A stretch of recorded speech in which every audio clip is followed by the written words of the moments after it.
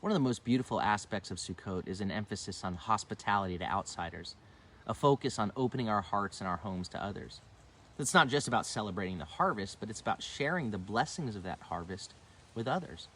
We demonstrate God's heart by welcoming Ushpizin, or holy guests, into our midst, just as the Lord welcomed us into his presence. In Deuteronomy 16, we're told to rejoice during Sukkot, not just with our families, but with outsiders, with widows and orphans, right? With the strangers, the lonely, the weak. The door of the sukkah is always to be open, symbolizing an open heart. God's heart is generous toward us, and Sukkot reminds us to reflect that generosity to others. The Jewish tradition of Ushpizin is a powerful example of this hospitality. The idea is that during Sukkot, we're to be ready to welcome holy guests into our sukkah, but it may not be apparent that that's who they are. Hebrews 13:2 reminds us, don't neglect to show hospitality to strangers, for in doing so, some have entertained angels without knowing it. And of course, that's a passage that reminds us of Genesis 18, when Abraham and Sarah unknowingly welcomed and showed hospitality to Adonai himself, dusty feet and all, along with 2 angels who were with him.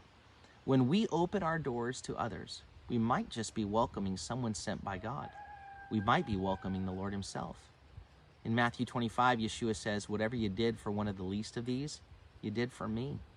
When we welcome the stranger, we're welcoming him. Hospitality isn't just about making room for others in our physical space. It's about making room for them in our hearts. And when we do, we reflect God's own heart. Yeshua, the ultimate Ushpizin, holy guest, tabernacled among us, showing us what true hospitality looks like. He welcomed the outcasts, ate with sinners, embraced the broken, and he was revealing the very nature and heart of God. So let's open our eyes and open our hearts today. Look for someone who needs a place at your table or in your heart.